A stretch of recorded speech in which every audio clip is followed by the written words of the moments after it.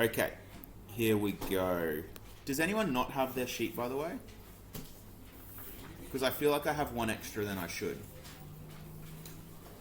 I printed out 15.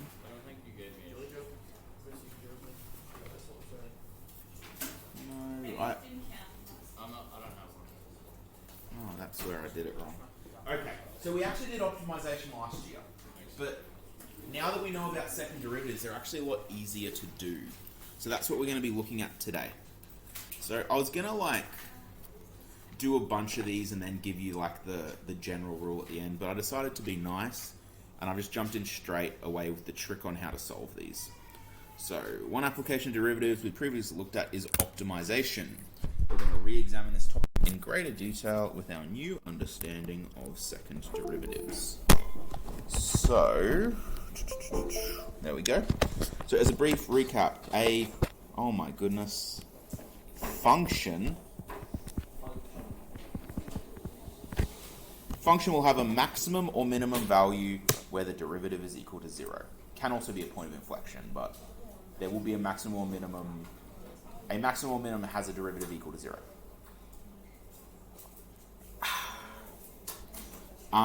So anything that can be put into a function can find a maximum or minimum value using derivatives, generally speaking. There won't always be a maximum or minimum, like a turning point, but those are special cases. So in this section, we need to create the function to be optimized. A general guide to optimization is that you will need, first, what I like to call a constraint equation. So this limits your variables and we can use it to eliminate them. And the second one, oh my goodness, what was I doing this morning? Oh, alright. Someone fire me already. Come on. So the optimizable equation. This equation is the one you're finding the minimum or maximum of. So let's have a crack. So this is really once you get this through your head, that makes these problems 10 million times easier. The trick that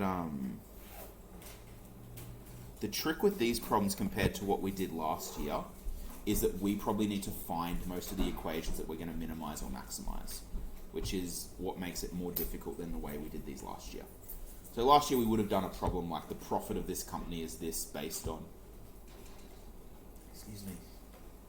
based on how many hours were worked. So how many hours should the company work to have maximum profits? Okay. So we have this question that I have told you is an optimization problem. Find the maximum area of a rectangle that has a maximum perimeter of 200 meters. Probably this would be easier if I got rid of that second maximum word. So if we find the maximum area of a rectangle that has a perimeter of 200 meters. So these are tricky, Tyler. They're very tricky. So let's put that away. So, the best way, if you can, or if you need to, is to draw a picture. What kind of problem, what kind of thing am I trying to maximize? The area of a? Yep. Do we know the measurements of the rectangle? No. So I'm going to call this one length and this one width.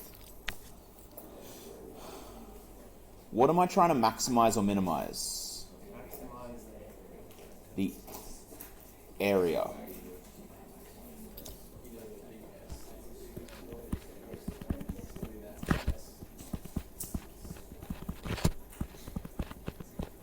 So I'm trying to maximize the area. How do you find the area of a rectangle? Length times width. Optimizable equation. Length times width.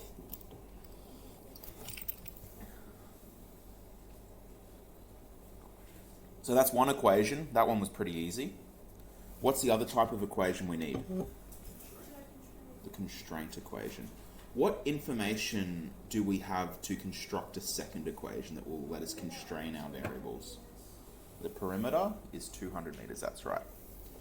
So I'm just going to say up here, area equals length times width. And then we also know the perimeter equals 200 meters. Now, what other information do we know about the perimeter? You get it all by adding up the length of the sides. Yeah, add up all the sides and you get your perimeter. So if I added up my sides, I'd have length plus width plus length plus width has to be equal to 200. So I could further simplify that to be 2L plus 2W equals 200. And that is going to be my constraint equation.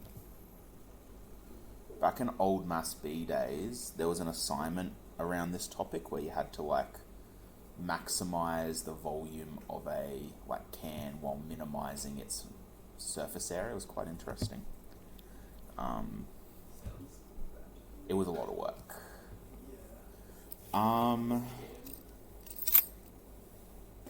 So how are we going to find the maximum of that area? How can we find a maximum of anything?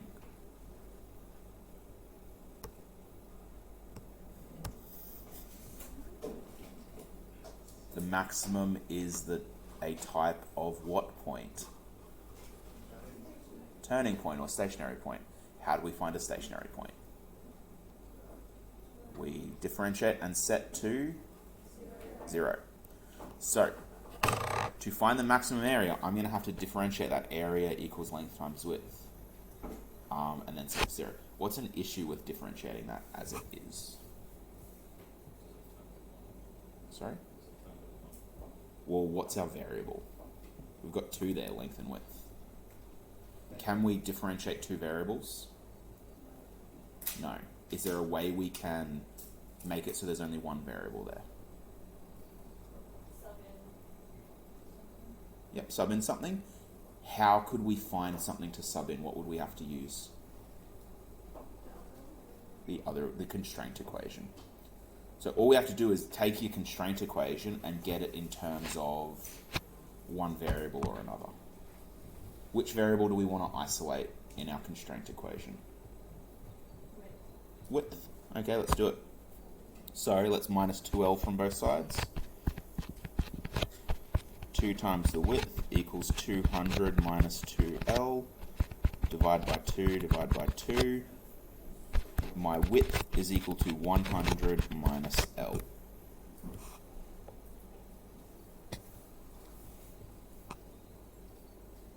And then, like you guys said, we'll just sub that into our optimization equation.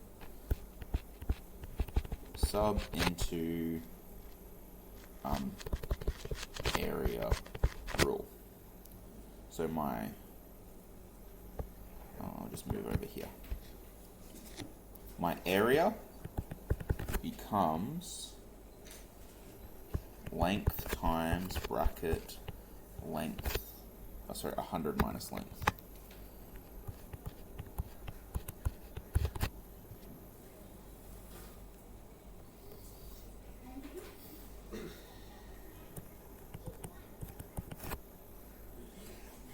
What would we do from here, guys?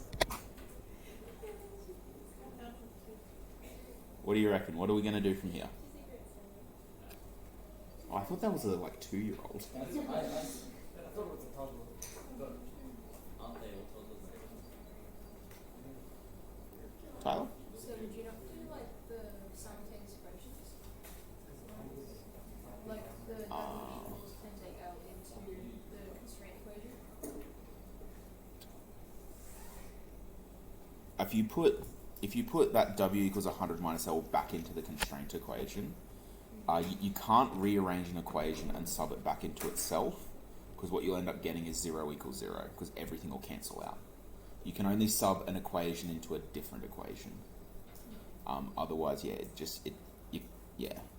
I mean, you can do it if you want, and you'll see that everything disappears. You just end up with 0 equals 0. Okay, so once we have that, my goal is going to be to differentiate this, right? If I differentiate that as it is, what would I have to use to solve that? Product rule. Yes, that is correct. I don't want to use product rule because I don't like using it if I don't have to. So I'm just going to expand the brackets. So times L into those brackets. 100L minus L squared. So, differentiate. Geez, I'm having a moment today. Differentiate and set to 0.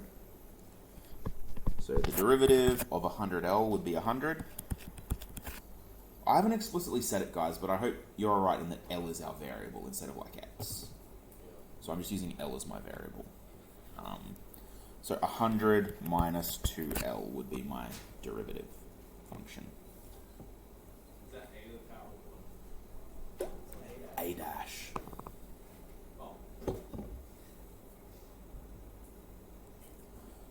And then if we set it to 0,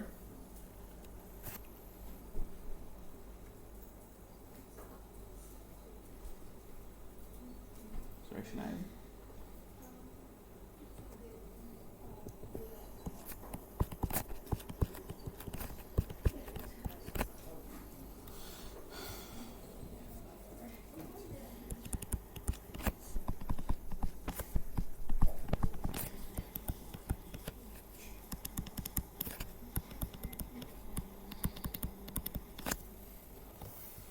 Okay, so there is a critical point at L equals 50.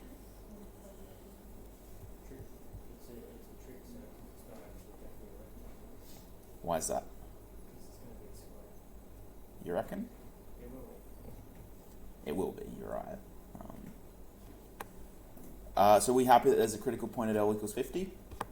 Do we know what type of critical point?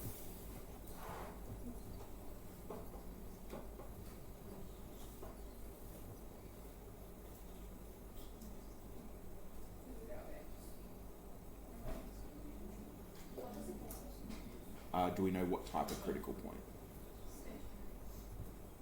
It's a stationary point, yes. But there's 3 types of stationary points: minimum, maximum, point of inflection. But what do we want it to be? Max. So what could we do to test if it's a max? Where have I lost you, Leah? Which point? Oh. The table, yes, and to use the table, what do you need to do? Sub in what, sorry?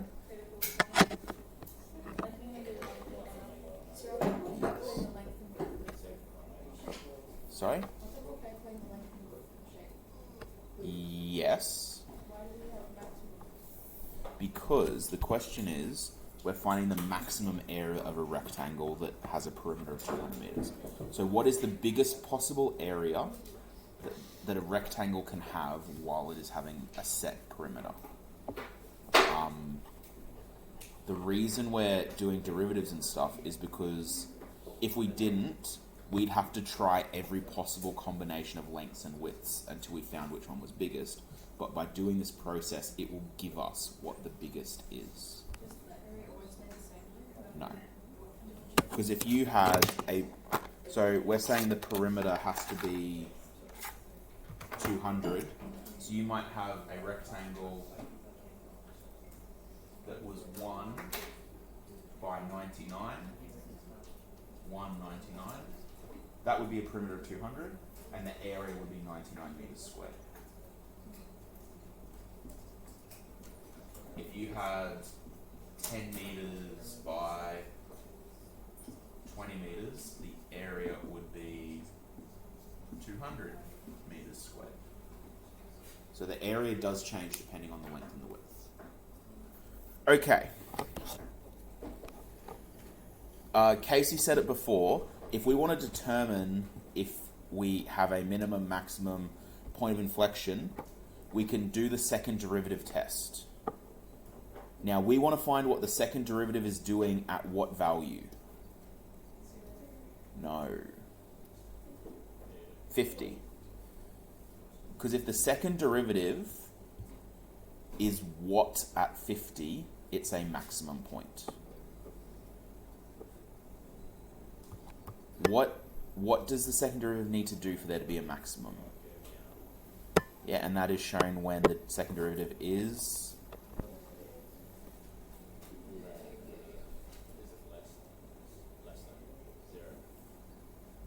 Yeah, less than 0.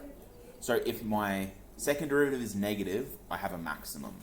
If it's positive, I have a minimum. If my second derivative is 0, I have a point of inflection, maybe. Okay.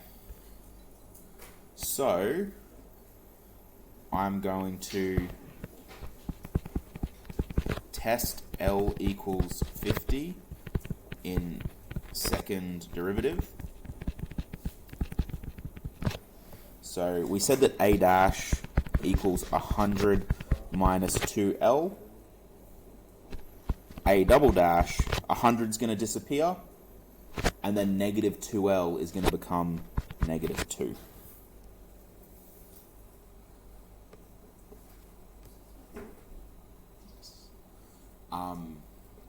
You'll notice that the second derivative is just constantly negative 2. It doesn't actually change.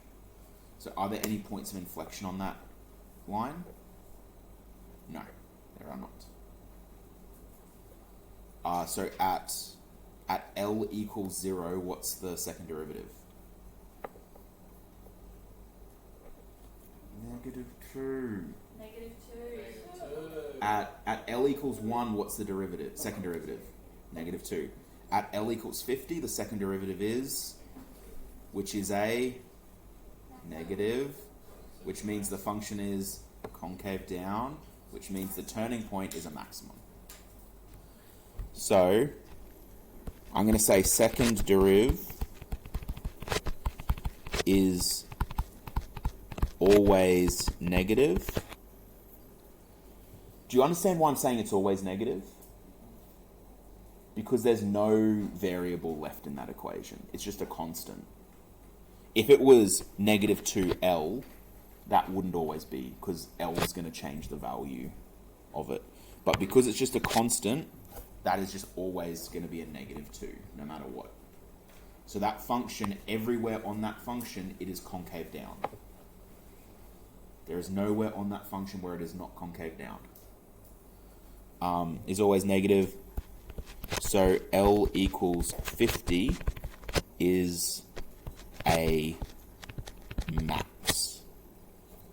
Because the second derivative function is concave down everywhere, we know there's a critical point at x equals 50 or L equals 50, and because it's concave down at that critical point, it must be a maximum. So that's good. We proved it's a maximum, but we haven't actually solved the problem yet. It says find the maximum area of a rectangle that has that. So we know that our rectangle has a length of 50. If our length is 50, and we said our width is 100 minus our length, 100 minus 50 is 50 again. So area equals 50 times 50, 2,500. It is a square, yes. Meters squared. That's done. We've answered the question. What is the maximum area? We found the maximum area happens when the length is 50, so we've subbed the length of 50 into our area rule. So I'm just going to zoom out for a second. because up here, sorry, let me just make this a little bit smaller. Because up here we said our width is 100 minus our length. We figured that out earlier. So I just did 100 minus 50 is 50 again. So I want to just quickly go through my steps. Step 1, I created my equations. I created 2 equations, my optimizable equation, my constraint equation. Step 2, what did I do? It was to do with the constraint equation. What did I do with it? Isolate a variable. Isolate variable in constraint equation. What was my next step once I'd isolated that variable? Yep. Sub it into the optimizable equation and set it to 0. Well, you're jumping ahead a little bit. We subbed it into the optimize equation to get rid of a variable. So, sub into other equation. Goodness. Sub into other equation. Step 4 was differentiate, which is what you said before, Jacob. Differentiate the optimizable equation. 5, set equal to 0 and solve. Step 6 was test nature of points.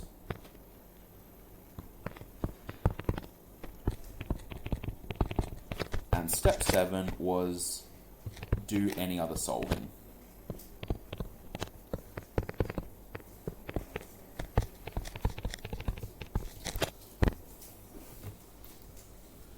So those are going to be the steps that we pretty much always take. I can't think of an example where we won't take those steps.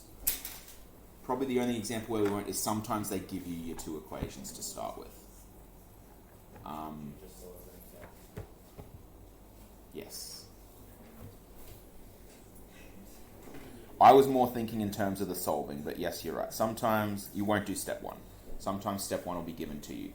But when step 1's given to you, sometimes it can actually be a little bit difficult to figure out which one's the constraint equation, which one's the optimizable equation. So that can be an issue. Okay.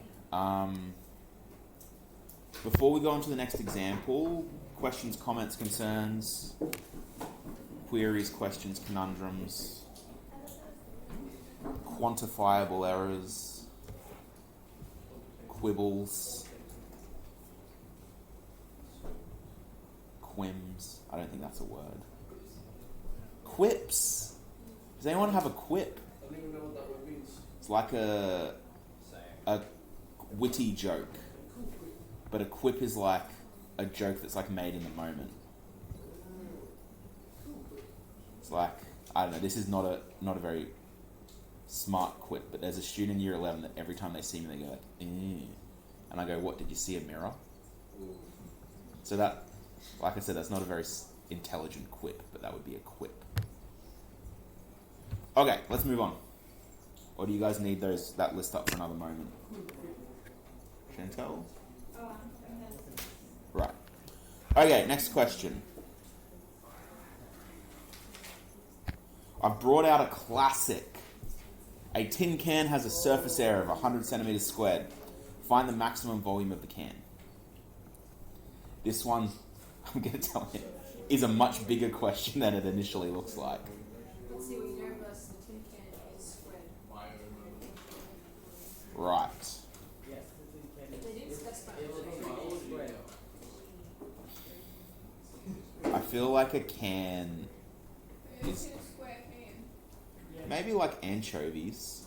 That's exactly what I was thinking. Anyway. I'm sure they come in a... Do you actually... Here's a Thursday fun fact for you guys. Anchovies and sardines are not a species of fish. Anchovies and sardines refers to the method of packaging. So when you are eating sardines is actually a bunch of different species of little fish that are all about the same size. But what makes them sardines is the way they're packaged and preserved. So they are They're fish really then? They're fish, but they're... Species of the little- No, but like, you can't go to the ocean and see a sardine in the wild. There's no such fish. Like, yeah. Anyway. So I just want to let you know you're doing rainbow paddle pops. Really? Yeah. Yeah. Wait, what happened, Oscar? What'd you say? Oh, I told Oscar that rainbow paddle pops are caramel flavoured. Wait, what? Like they're not rainbow flavored. Yeah. There's no such It's a thing. silly thing. You can't see a rainbow paddle pop in the wild. I don't know. When I go to the ice cream shop, I'm like, I want rainbow flavour. They're like, I'll give it rainbow flavour, but it's not. Okay. But you like the rainbow I flavour. bought one. I went and bought a box and I was eating one and I was thinking about it and thinking, Yep, I don't know what it these is. aren't that good. Okay. Thanks, guys. So, a tin can has a surface area of 100 centimeters squared. Find the maximum volume of the can. I'm going to go ahead and break my page up into half because I think this is going to be a reasonably large question. Okay. What's my first step? Step 1, what do? Make your equations. What two types of equations do I need? My optimizable one and my constraint. Now, what am I trying to optimize? What am I trying to make a minimum or a maximum? Volume. Find the maximum volume of the can. So I'm going to write myself a note. Optimize volume. Sure. This is going to be really annoying. Can you write large too, please? Because my eyesight is That was before he wrote it in the Okay. Volume. What's my volume of a tin can? So, what shape is a tin can generally? Cylinder. What's the area? What's the volume of a cylinder given by? It would be if it was a rectangular prism. Yeah, the base times the height. How do you find the base of a cylinder? Pi r squared. Height.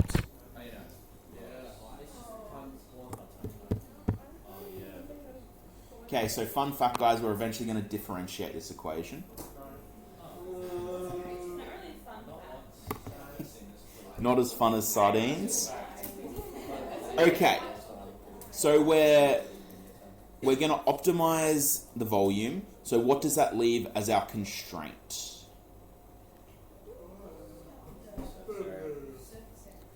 Generally, you can tell the constraint because you will be given what it's equal to. So our constraint will be our surface area equals 100 centimeters squared. Now, does anyone have their formula sheet on them? No. I'm pretty sure, maybe it's the general maths. Does yours have volume and area rules on it? Is there different formulas for general and Well, they don't do any calculus stuff or anything, so like, we have a big section of calculus on ours.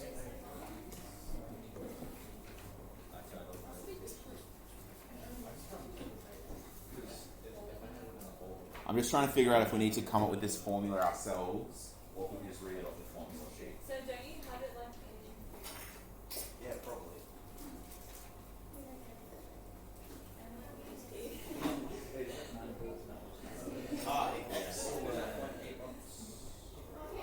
Okay, yeah, your formula sheet does give you total surface area of a cylinder. Can someone read out what is?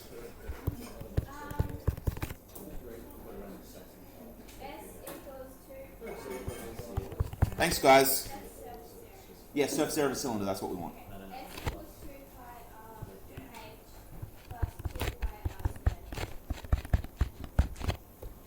So we know that the surface area has to be 100. The surface area is given by the rule 2 pi r h plus 2 pi r. So therefore 100 is going to have to equal 2 pi r h plus 2 pi r squared. So we've jumped up in difficulty a little bit here, just in terms of the complexity of the equations that we're using. Okay. What's our next step once we've got our constraint equation and our optimization equation? How many variables do I have in my constraint equation? 2. I've got my radius and my height. Which will be easier to eliminate? Height. Why is height easier? Radius is squared. There's also 2 instances of radius. So you'd have to at least do some funky factorizing or something to get rid of it. It's going to be a nightmare. So just go for the easiest one possible. So we're going to get h by itself. So we're going to have to minus 2 pi r squared off both sides. Minus 2 pi r squared. So 100 minus 2 pi r squared equals 2 pi r h. Then I'm going to divide both sides by 2 pi r. 2 pi r. Divide by 2 pi r. Sorry guys, I just realized I'm getting smaller writing again. I'll fix that up. So my height is equal to 100 minus 2 pi r squared over 2 pi r.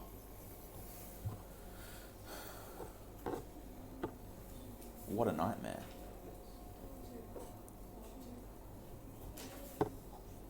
Now, I'm going to give you a hot tip. In a situation like this, I want to make this as simple as possible before I go and sub it in. What would make this easy? What's complicated about that equation right now? The fraction. So I'm not going to be able to get rid of the fraction entirely, but I can split that fraction. Because can you see that you have 2 terms on the top, 1 term on the bottom?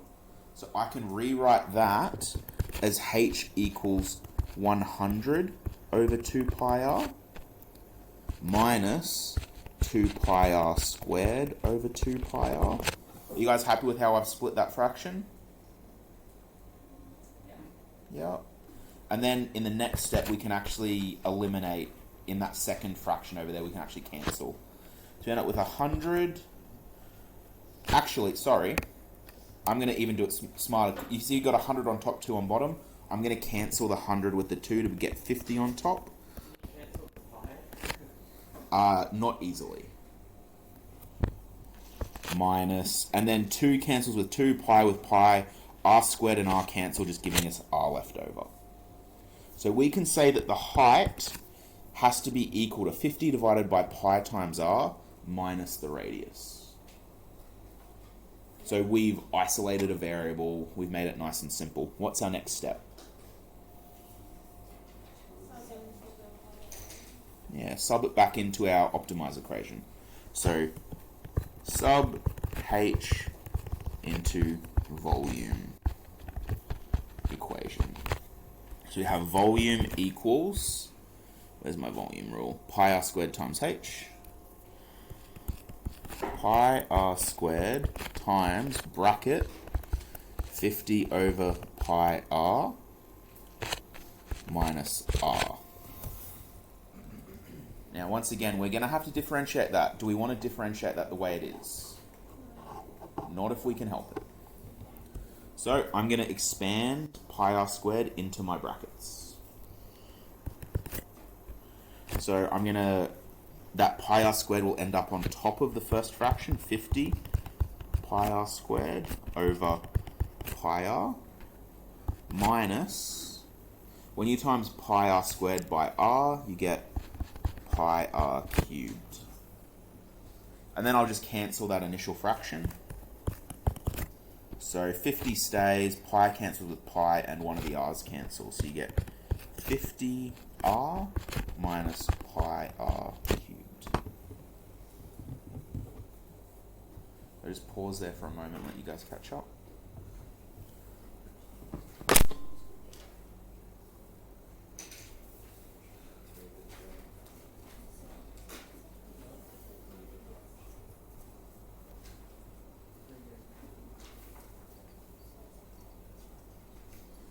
Before we keep going, guys, are there any questions on where we're up to or any steps where I've lost you in thinking?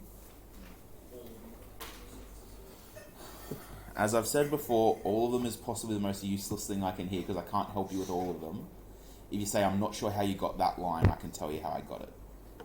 I'm not sure how you got the second line of sub H into volume equation. Sub H into volume equation. Okay, so I've done pi r squared times the brackets. So I've just used fireworks. So I use green to show you. Pi r squared times... If you ever times something by a fraction, the thing that you're timesing by the fraction just ends up on the top of the fraction. So I've just times 50 by pi r squared on the top to get 50 pi r squared. The bottom stayed the same. Then I've times pi r squared by negative r, and that's got me negative pi r cubed. Then on the next step, I've just cancelled out on the left-hand fraction. See how much more productive that was than I don't get it? Excellent. Okay. Any other questions before we go on to differentiating this? Which I just answered the question I was about to ask. What do we do next? Differentiate. And once we've differentiated, we will... Why do we set it to 0, guys? To find the stationary points. Because stationary points happen where the derivative is equal to 0. So I'm just going to write find v dash equals 0.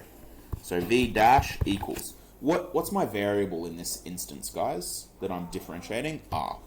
What's the differential of 50r? 50? What's the differential of negative pi r cubed? 3 pi r squared. And now, by the way, I should just point out at this stage, this will be a tech active question.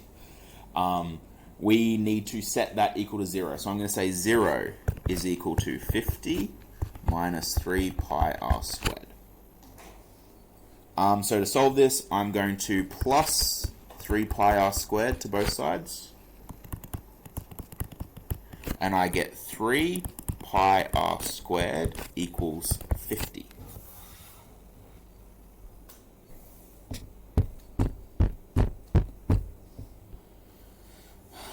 Okay, what would I do from there to solve for r? You'd square root later, divide by 3 pi. It would be the easiest way to do it now. Divide by 3 pi, divide by 3 pi. So r squared equals 50 over 3 pi. And then r would just be the square root of 50 over 3 pi.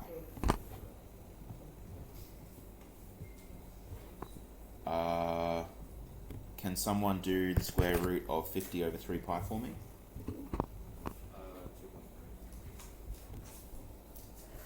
2.3. Alright, 2.3 will do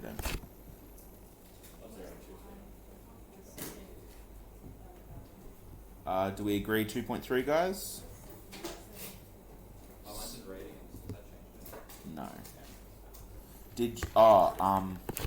If you're doing this, guys, on the bottom, because you've got 2 things, make sure you put it in brackets, because that can change it depending on your calculator. 7.23. 7.23. And what was our measurement in centimeters? Okay. Now, I actually have a meme for this, but I don't think it's on my computer yet. 2.3. Did you put the brackets around the bottom? Okay. Let me... Okay. So what are we doing? The square root of 50 divided by 3 pi. I'm getting 2.3, guys.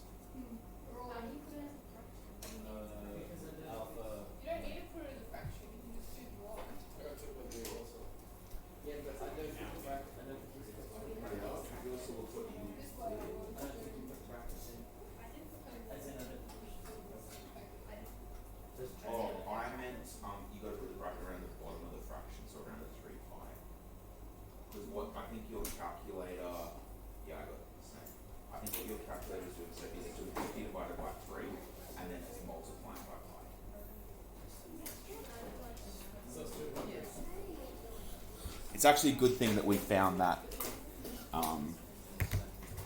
in a sense. Okay, 7.23 centimeters. Did you put? No, it's 2.3. Yeah. Oh, goodness. Sorry, I'd already written that in. 2.3. However, this is going back. If 2.3 is an answer for the square root of that, what is also an answer? No, negative 2.3. Your calculator will only ever show you the positive answer, but the negative will also be an answer.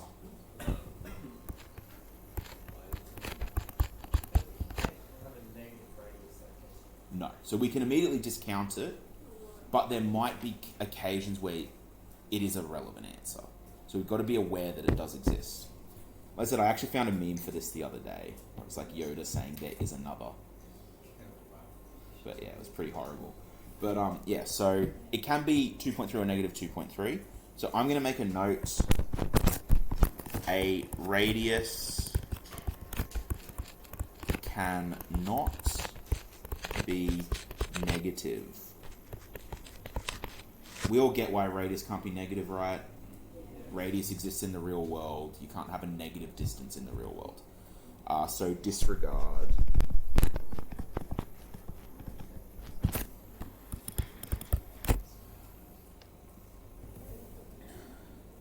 Okay, what would our next step be, ladies and gents? Yeah, if you put your two answers together, check the nature, and you can do that by finding the second derivative. So v dash ended up being 50 minus 3 pi r squared. So v dash equals 50 minus 3 pi r squared. So check nature of stationary point at r equals 2.3 using v dash dash at 2.3. So v dash dash, 50 when you differentiate it disappears. Negative 3 pi r squared, what will that become when you differentiate? Negative 6 pi r. If you sub in 2.3 into that, what are we going to get?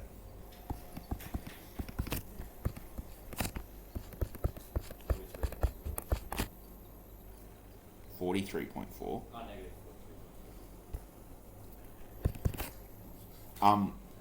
Straight away, without even doing the maths, looking at that, I have a negative number times 3.14, which is a positive number, times another positive number. Is there any way that answer won't be negative? So what did you say it was again? 43.4. So I'm going to say v dash dash is negative at r equals 2.3. What does that tell us? If the second derivative is negative at the stationary point, say maximum. Therefore, there is a max at r equals 2.3. Have we answered the question yet? What's the question want us to find? Maximum volume. So we're going to have to figure out what the height is, and then sub in the radius and the height to our volume equation and just solve for the maximum height. Yes. So tin can is associated with that. Find the maximum volume we can. So we need. With that last bit, you put maximum. Oh, sorry. That looks like a 2, doesn't it? Radius equals 2.3 centimeters. Okay. So, find max volume. We know R equals 2.3, where the max volume is. We also know that H, what was our height rule that we figured out in the end? 50 over pi r minus r, which, now that we know the max height happens at radius is 2.3, we say, well, therefore the height would be 50 over pi times 2.3 minus 2.3. And what does that give us? Once again, guys, just be careful, because there's two things on the bottom of your fraction that needs to be in brackets if you do divide in your calculator. What have we got there? I'll erase yours.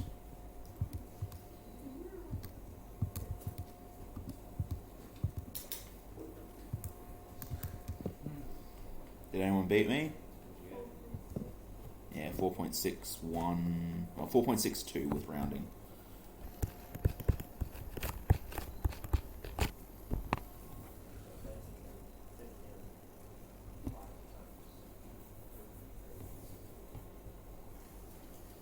Okay, so sub r equals 2.3 comma h equals 4.62. I think I've just realised something dumb that I've done. Not like we've done everything correctly, but I just realised that we actually found a volume equation entirely in terms of r. So we could have just used that volume equation without having to find h.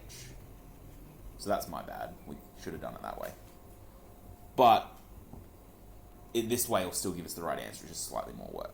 If you ever do have a shortcut like that, you're welcome to use that to find your answer as well. Sorry? Okay, so as part of our solving earlier, we subbed what h is equal to into the volume rule, right? So we end up with a volume rule that is entirely based on the radius. So what I can say is I don't actually need to find the height because I already have a volume rule that just uses radius. I could have subbed my radius back into that rule and it would have given me the maximum volume without having to find the height. Yeah, so we found this volume rule down here. The volume is equal to 50r minus pi r cubed. So that rule still gives us the volume. So we didn't have to go it and find the h. But we've done it now, so let's do it. Volume equals pi r squared times h equals pi times 2.3 squared times 4.62, which equals some number. Has anyone found it yet? 76.78. And what units would I be in? Meters cubed. Like I said, a pretty involved question. What I want to make clear though, guys, if you follow those steps, find your rules, isolate your variable, sub in, differentiate, solve, test, solve again. That is literally how you do every single optimization problem ever. Every single one. As Jacob has already figured out, we will we've got about 15 minutes. That's enough time to have a go at maybe one, maybe two questions, depending on how quick you are.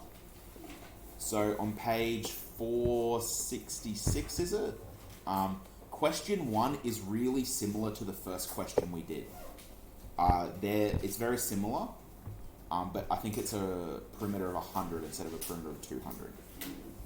So that should be a really good one to have a go at without looking at the first one, see if you can get it out or not.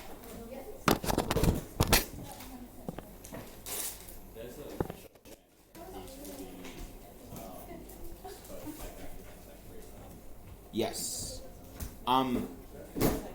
Guys, this isn't a real question. I don't know if it would work. This is a classic exam question.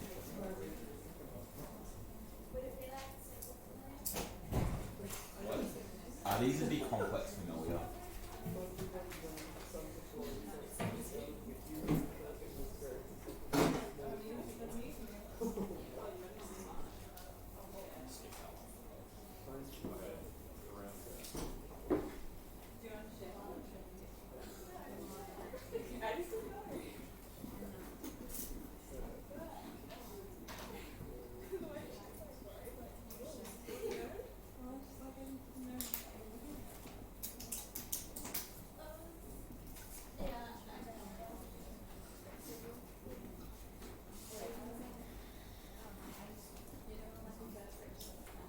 let me just stop the recording and I'll go through this.